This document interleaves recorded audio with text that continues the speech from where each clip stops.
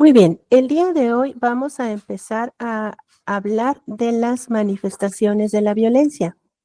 Este video forma parte de la serie de videos que conforman el módulo de violencia en el sector salud, norma oficial mexicana 046 y violencia de género. Es muy importante informar a las personas que nos ven que este video forma parte de la Cátedra de Medicina Legal y Forense impartido por la doctora Norailiana Villavaca, a sus órdenes, y que es impartido en la Facultad de Medicina y Ciencias Biomédicas de la Universidad Autónoma de Chihuahua. La finalidad de este video y los otros que forman parte de este canal es difundir diversos temas que no solamente importan a la práctica médica, sino que ayudan a observar una problemática social importante. Como creadora de este canal, además, asumo la responsabilidad de lo contenido en cada una de las presentaciones que lo conforman y de lo comentado durante las grabaciones. Todo es mi responsabilidad.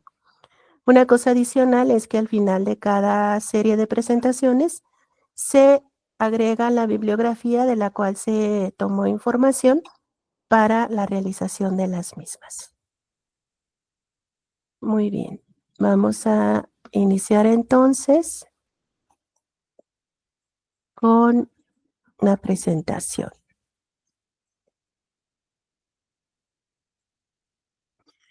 Muy bien, ¿cuáles son las manifestaciones de la violencia? ¿Qué podemos decir de la violencia en nuestra sociedad?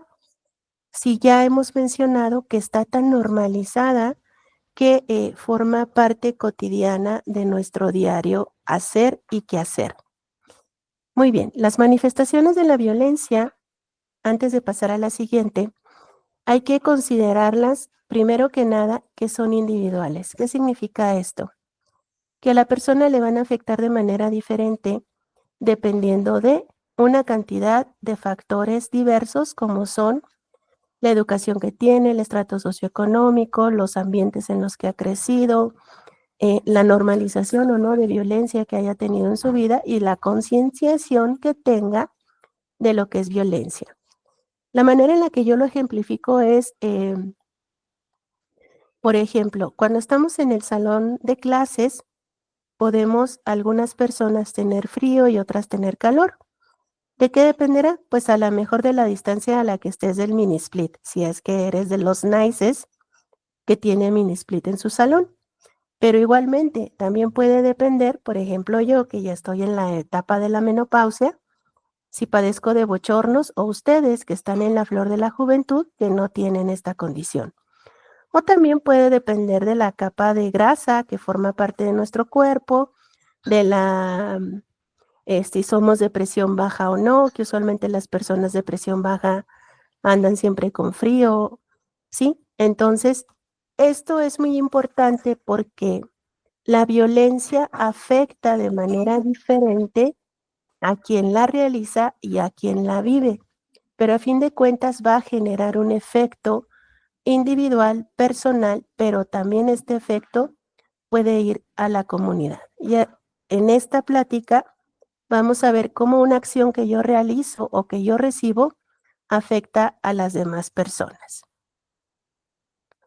Primero que nada, cuando se habla de violencia y hablamos de las mujeres en el lugar del trabajo, la encuesta del ENDIRE, que es la encuesta que tiene que ver con las relaciones interpersonales en hombres y mujeres, esta que está bien desglosada es del año 2016. En las siguientes encuestas que se realizaron, que se hace cada 5 y cada 10 años, acorde a los conteos del INEGI, esta encuesta, la última del 2020, no está tan desglosada, por eso no se las presento en este momento, ¿sí? ¿Qué tipo de agresiones podemos reportar en un centro donde trabajamos? La degradación, que es que te bajen de puesto, la intimidación sexual, el acoso sexual o el hostigamiento, el abuso sexual, la intimidación o acecho, y pellizcos, jalones de cabello y empujones, violaciones o intentos de violación, golpes y agresiones con armas, ya sea de fuego o arma blanca. Entonces vemos que las principales formas de violencia que se viven fuera del hogar son la violencia emocional o psicológica, la violencia sexual y la violencia física. ¿Por qué hablo de fuera del hogar? Porque dentro de lo que es la violencia familiar, también se habla de la violencia patrimonial y la violencia económica. ¿Sí? Ok, ¿cuáles son las manifestaciones del acoso o de la violencia en los centros de trabajo, sobre todo, y de docencia? Existe el chantaje sexual o quid pro quo, que significa que yo te doy algo a cambio de algo, ¿sí? Entonces, esto significa que yo te pido o te ofrezco un favor sexual a cambio de un beneficio laboral. Y esto puede ser explícito o implícito. Cuando es explícito, cuando se hace la proposición directa y expresa con la condición o el condicionante del aumento de sueldo, de la promoción, de la permanencia en el empleo, de justificar ausencias laborales o de poder estar trabajando sin trabajar, entre muchas otras cosas que pueden pasar. Y el implícito es que yo entiendo y comprendo que si entro a un lugar de trabajo o si quiero brillar en mi trabajo, esto implica satisfacer requerimientos sexuales de las personas que tienen cierto poder dentro de este centro de trabajo. Estas manifestaciones pueden ser propiciadas por personas del mismo sexo o personas del sexo contrario y, perdón, eh, se pueden presentar, como les menciono, si tomamos la escuela como nuestro centro de trabajo por ser estudiantes, también ahí las podemos ver manifiestas. La otra cuestión es el ambiente laboral hostil, el cual se puede presentar cuando después de ya sea explícito o implícito y la persona se negó, se le empieza a atacar a esta persona y se le empieza a demeritar y a generar una serie de conductas que hacen que dentro de su trabajo ella perciba un ambiente hostil o humillante. Pero también puede suceder que este ambiente hostil o humillante no esté relacionado con una violencia sexual previa, sino que esté relacionado con una violencia institucional o una violencia intralaboral o intraescolar debidamente establecida. Y el ejemplo que se me ocurre para esto sería las famosas novatadas que suspendieron en la Facultad de Medicina y Ciencias Biomédicas hace ya algunos años, a raíz de que se documentó que eran excesivamente violentas para los alumnos de primer año. Esto es, ni sabían si eras un alumno de primer año buena onda o mala onda, pero ya por el hecho de estar en primer año, eras sometido a esta condición de violencia. ¿Sí? Muy bien. ¿Dónde se pueden concentrar estas formas de violencia en un ambiente laboral o docente? Hay que tomar en consideración que puede ser en ambos espacios, ¿sí? Limitar las posibilidades de comunicación. ¿Cómo es esto? Te aíslan, te mandan para un lado o te hacen la ley del hielo. Nadie te habla o nadie te escucha cuando haces una pregunta. Ataques a las relaciones sociales personales, como realizar conductas humillantes o limitar las posibilidades de mantener contactos sociales o de negación de derechos. ¿Cómo se manifiesta esto? Pues puede ser que yo como docente, te diga que o sea, que en mi lenguaje, por ejemplo, me dirija a ti como burrito, ¿sí? O que te limite las posibilidades de mantener un contacto como si estuviéramos en el internado o en la residencia y te prohíbe entrar al área de quirófano cuando tu residencia es quirúrgica o estás rotando por un espacio quirúrgico.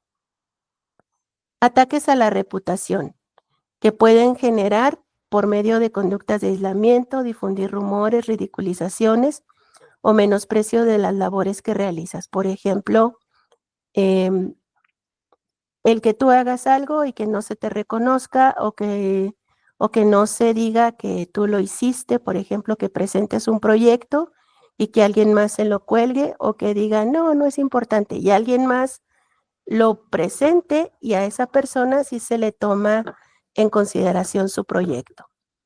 Difundir rumores, decir, fíjate que fulanita o sutanito dijo tal cosa o hizo tal otra, o realizar o perpetuar ridiculizaciones o cosas que hayan sucedido previamente, ¿sí? Ataques a la calidad profesional y a la situación vital.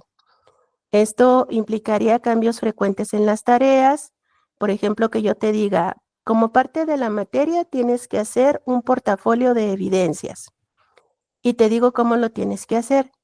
Y en una semana te digo, ¿sabes qué? El portafolio de evidencias no va a ser de esta manera, va a ser así. Y al otro día te digo, ¿sabes qué? No, va a ser de otra forma. Y el día que me lo entregas te digo, ay, ¿no te enteraste? Lo cambiamos, ¿sí? Y en el trabajo, pues cambiarte de área distinta e indistintamente. Procurar disminuir el rendimiento de la persona en su profesión y en la vida en general, como por ejemplo estarte llamando de manera frecuente fuera de tu horario de trabajo para preguntarte cosas del trabajo, por ejemplo, o que te pida que hagas un informe y luego ni han pasado 10 minutos y ya te estoy pidiendo que hagas otra cosa y entonces pues tú no sabes si estás terminando o no de hacerlo. Y ataques directos a la salud que se manifiesta como violencia o amenazas de violencia o asignarte tareas peligrosas, como por ejemplo cuando pasó lo del COVID-19, ustedes recordarán algunos internos de pregrado que no fueron enviados a sus casas y que tampoco se les proporcionó equipo de protección especial y que adquirieron la enfermedad y que tampoco se les dio atención médica en los hospitales donde se enfermaron y pues que fallecieron desgraciadamente, ¿sí? Entonces, eso es un ataque directo a la salud. Hay que señalar muy bien que hay dos condiciones importantes que se llaman acoso y hostigamiento. Y el acoso y el hostigamiento tienen diferencias muy precisas. El primero es el lugar en el cual la víctima se encuentra con relación al acosador o el hostigador. En el acoso, si vemos a la víctima como este circulito azul, puede ser que la víctima sea una persona que esté en una posición de poder con relación al acosador o a la misma altura que el acosador.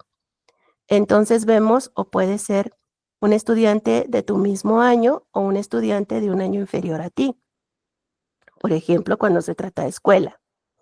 Y en el hostigamiento es una relación de poder, donde el acosador tiene un poder directo sobre ti, ya sea porque es tu jefe inmediato superior, porque es tu maestro, porque te enseñaron que hay que respetar a los mayores y es una persona mayor que tú, o incluso cuando hablamos en la familia, porque te enseñaron pues que el tío es el tío y hay que hacerle caso al tío, por ejemplo, ¿sí? Hay que también señalar que cuando se vive una violencia, hay ciertos derechos humanos que son afectados. El primero es el derecho a la dignidad humana. ¿Por qué? Porque a la víctima se le desconoce como persona con derechos al cosificarla y maltratarla. El derecho a la vida se afecta porque en ocasiones las víctimas de la violencia terminan suicidándose o poniendo en riesgo su vida. El derecho a la integridad física y psicológica, que se manifiesta con alteraciones a la naturaleza corpórea y mental como resultado de las vivencias de violencia. El derecho a la libertad sexual cuando se realiza una violencia de tipo sexual y esta puede ser mediante la falta de consentimiento o por presiones para realizarla. El derecho al libre desarrollo de la personalidad cuando se afecta la identidad física y social, la autonomía y el desarrollo personal y el derecho a establecer y desarrollar relaciones con otras personas, como por ejemplo cuando se le aísla cuando se le hace la ley del hielo o incluso también cuando la persona tiene que camuflarse para sobrevivir en el ambiente, ¿sí? El derecho al acceso a una vida libre de violencia, el derecho a la prohibición de la discriminación, el derecho al trabajo, ya que se pone en riesgo la conservación y estabilidad del trabajo si la víctima rechaza propuestas o pretensiones del acosador u hostigador, como por ejemplo se le ofrece subir de puesto a cambio de, y entonces ella o esta persona sigue en ese mismo puesto de inferioridad porque no quiso acceder a esas pretensiones. También se afecta el derecho a un medio ambiente laboral sano, se afecta el derecho a las condiciones justas de trabajo, se afecta el derecho de igualdad ante la ley porque nos damos cuenta que las personas que ejercen el poder están sobre de la ley y el derecho a un nivel de vida adecuado. Démonos cuenta cómo una sola acción puede generar toda esta serie de eventos. ¿Qué acciones constituyen acoso u hostigamiento? Hay acciones físicas y hay algunas que son muy notorias o visibles como la violencia física, que te toquen, que te pellizquen, que te realicen caricias, que se hagan acercamientos innecesarios como cuando sientes que están invadiendo tu espacio personal, abrazos o besos indeseados o familiaridad innecesaria. Y bendito COVID que nos vino a traer esta cuestión de que no hay que saludar de mano y tampoco hay que saludar de beso, ¿sí? Pero son condiciones o situaciones que nuevamente se están retomando. Y lo importante será respetar cuando una persona no se siente cómoda con el contacto físico cuando se le saluda. Algunas de estas conductas pueden convertirse en delitos, ¿sí? Y se llaman también acoso u hostigamiento sexual. Hay acciones verbales que constituyen acoso u hostigamiento y son las siguientes. Comentarios y preguntas sobre su aspecto físico, sobre su estilo de vida, sobre su orientación sexual, realizar llamadas de teléfono ofensivas o comentarios o bromas sugestivas o comentarios condescendientes o paternalistas.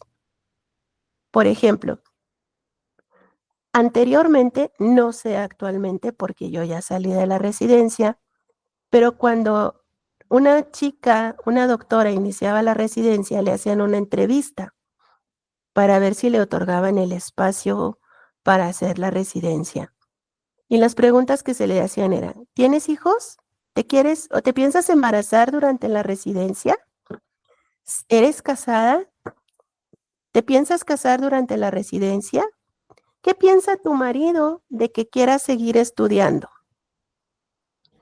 Esas preguntas usualmente no se les hacen a los hombres, porque se da por sentado que un hombre tiene una mujer en casa que se va a hacer cargo de todo esto. Pero a una mujer sí se le hacen, y además cuando respondías que sí a alguna de estas, esto ponía en riesgo que entraras a la residencia, ¿sí? Otras condiciones verbales que constituyen acoso u hostigamiento son invitaciones no deseadas para sexo o persistentes peticiones para salir a citas, preguntas intrusivas acerca del cuerpo o la vida privada de otra persona, insultos o burlas de naturaleza sexual y amenazas, entre otras. Si nos damos cuenta, son una serie de comportamientos que hemos llegado a normalizar tanto, y hay un dicho al respecto que dice que el que se ríe se lleva. Pero hemos de comprender que todos estos comportamientos pueden significar o pueden ser percibidos como violentos para alguna persona, ¿sí?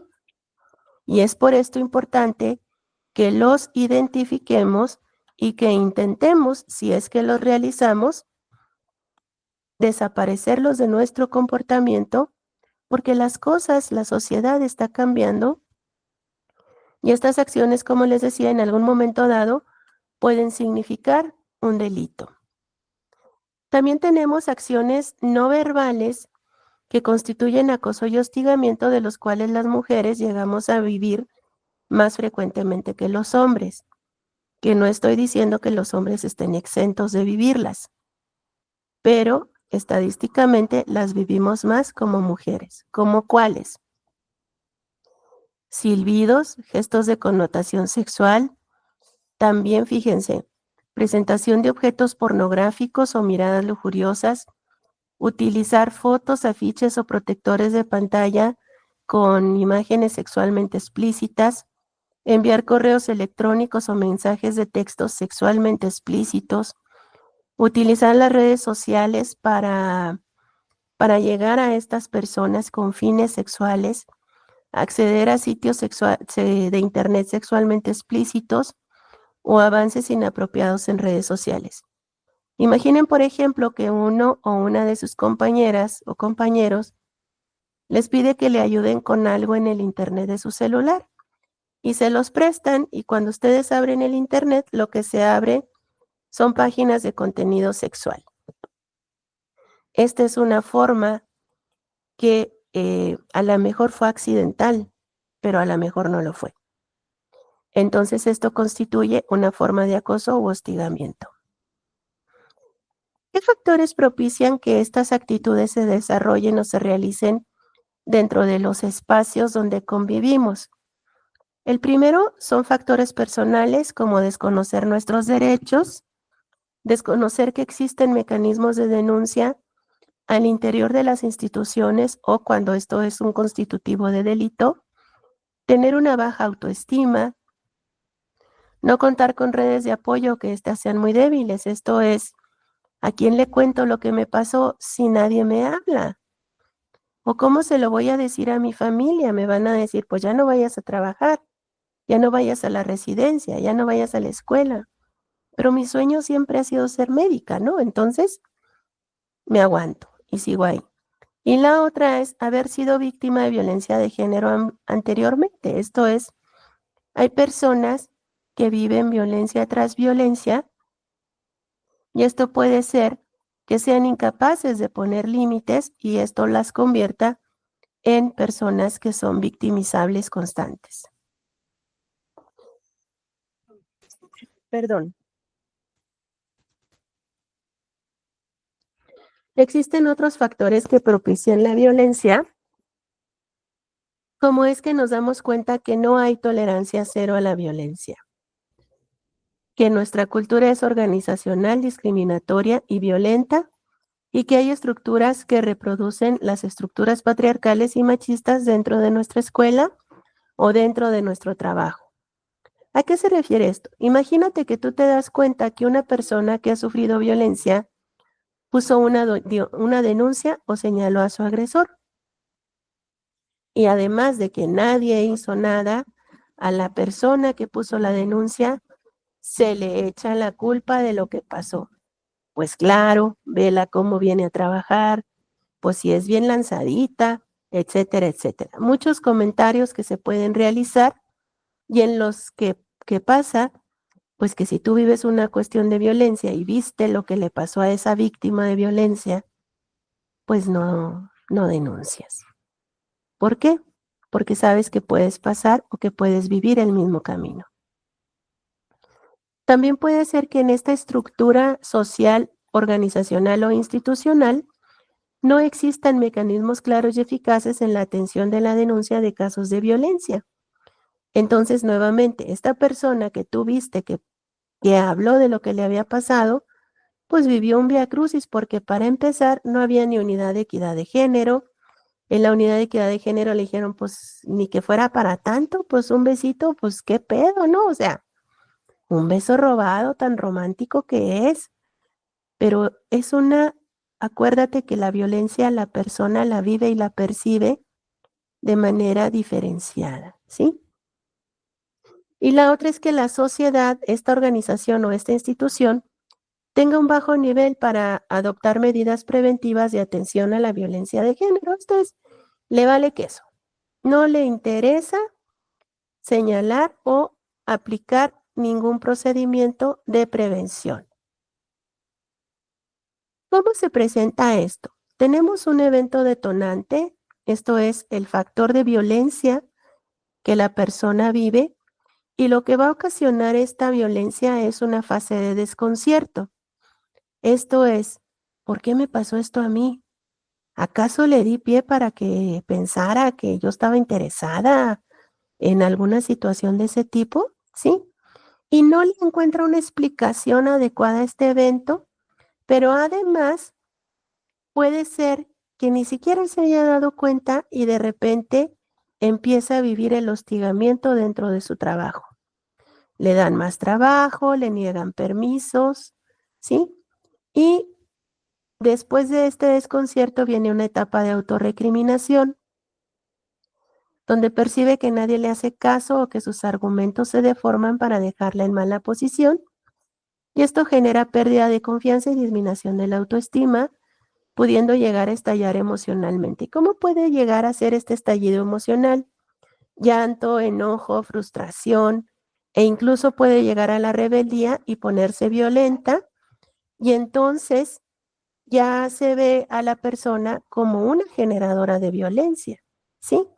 Y puede ser que intente sobreponerse y demostrar su valor a sí misma y a los demás, pero si no lo logra, finalmente va a caer en un estado de depresión. ¿Por qué? Pues porque nadie le hizo caso, nadie le tomó, por cierto, la violencia que había presentado. Y una persona que vive acoso y que diariamente va a su trabajo, sufre realmente porque no puede desarrollar sus labores o porque no se valora su trabajo o porque se le aplica la ley del hielo, y la depresión puede llevarla a presentar tentativas de suicidio o suicidios consumados, ¿sí? ¿Qué daños genera el acoso y el hostigamiento? En la persona que está viviendo esta situación, lo más probable es que tenga estrés, ansiedad, depresión, frustración, impotencia, esta sensación de que, ¿para qué hablo si nadie me pela?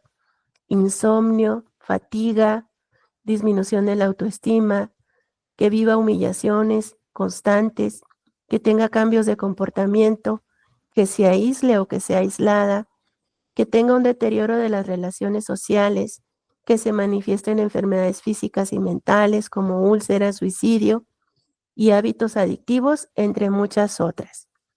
Todos estos efectos de la violencia a nivel físico y psíquico están contemplados dentro de la norma oficial mexicana 046 de prevención y atención de la violencia, que veremos en otro momento.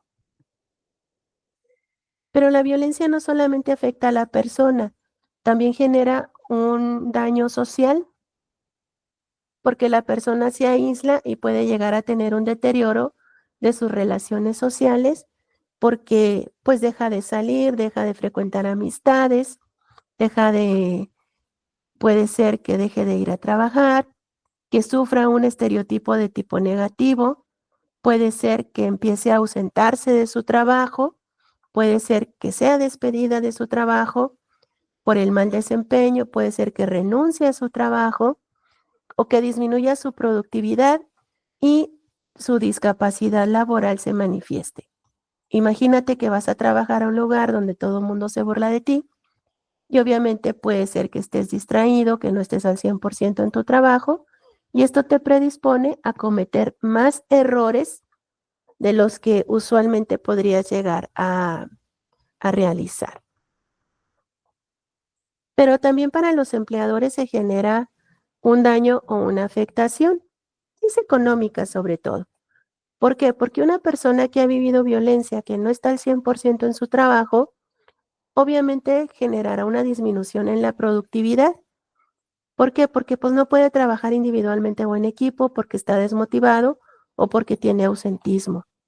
Entonces, si se ausenta, hay una rotación de los recursos humanos, porque tienes que poner a alguien que cubra a esa persona que se ausentó, y esto también genera deterioro en las relaciones laborales. Puede haber gastos por procedimientos administrativos o jurisdiccionales e indemnizaciones. ¿Cuándo? Cuando una denuncia por violencia sí procede. Perdón por la interrupción de la pequeña eh, asistente que tengo el día de hoy, ¿sí?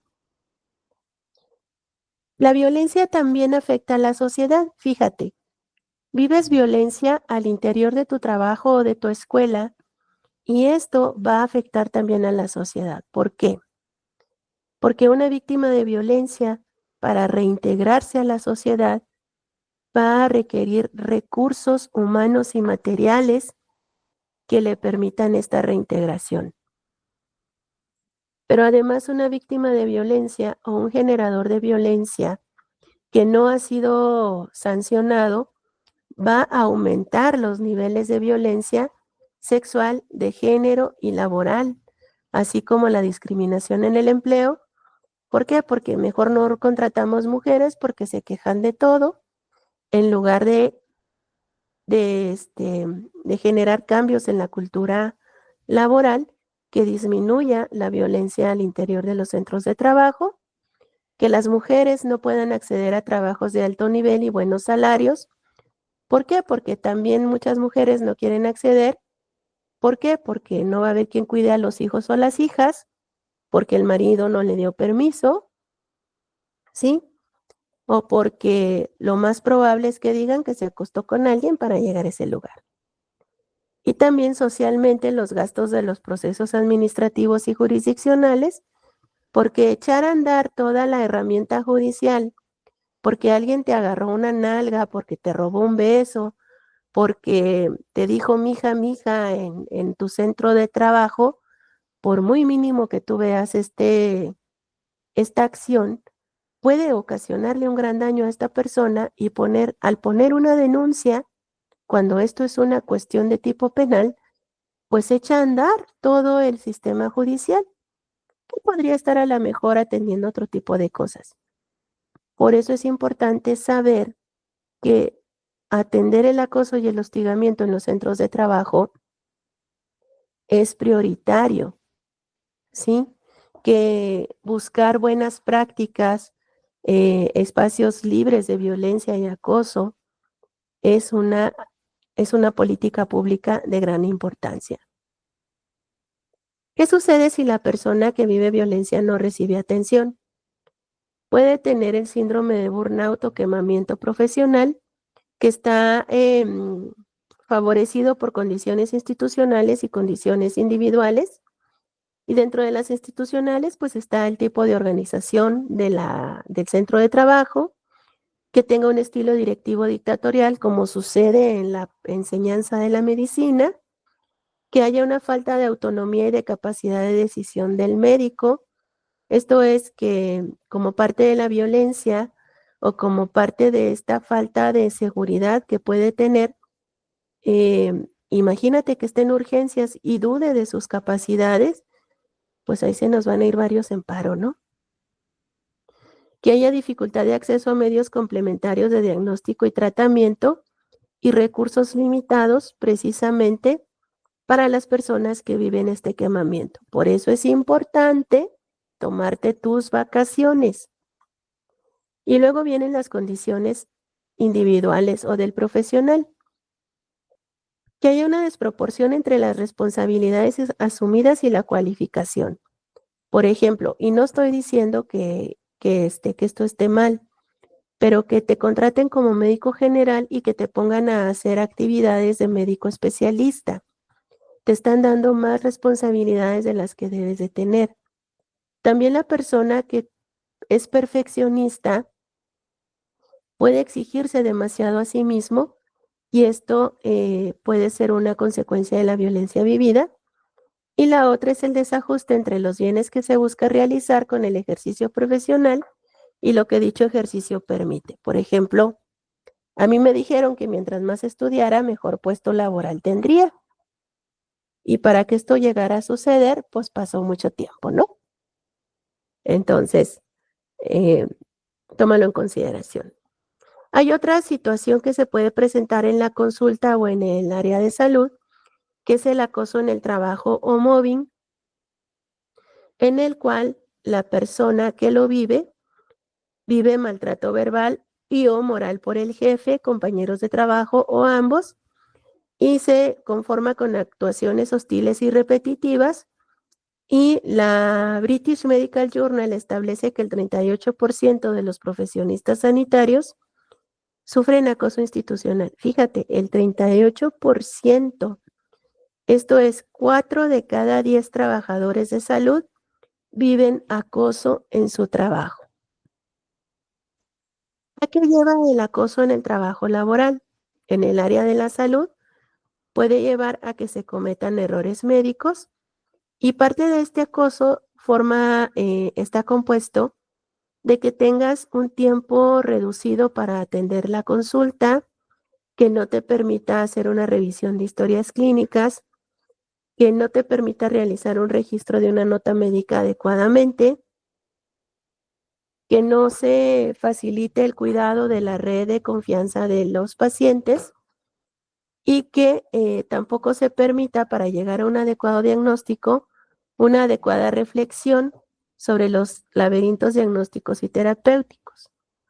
Algo muy importante que hay que tener siempre claro es que no todos los accidentes en el área de la salud son errores médicos y no todos los errores médicos son consecuencia de acciones que sean susceptibles de responsabilidad jurídica, como es la negligencia, la imprudencia o la impericia, ¿sí?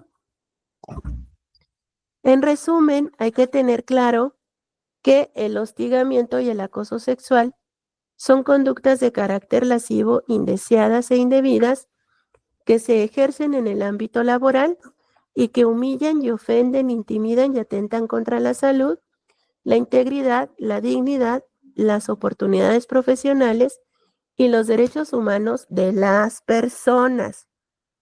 Hombres y mujeres pueden vivir hostigamiento y acoso. Y estas expresiones constituyen, valga la redundancia, expresiones de violencia sexual y de género. Que los límites de la violencia son subjetivos, que las condiciones y la percepción del hecho por la víctima es lo que se debe tomar en consideración, y que la diferencia entre el hostigamiento y el acoso es la relación de poder que existe entre el agresor y la víctima, siendo hostigamiento cuando hay una relación vertical de arriba hacia abajo, y que el acoso puede ser una relación horizontal o vertical de abajo hacia arriba. Y bien, con esto terminamos este pequeño video sobre las acciones que significan violencia, y es muy importante darnos cuenta no solamente las acciones que he sufrido, sino las que yo replico, las que yo realizo. ¿Por qué? Porque cuando me doy cuenta de qué es lo que estoy haciendo, puedo entonces modificar mi comportamiento y de esta manera puedo ser un factor de cambio para la sociedad en la que me desenvuelvo. Muchas gracias por observar este video y recuerda hacer tu comentario con relación a qué te pareció esta presentación. Nos vemos.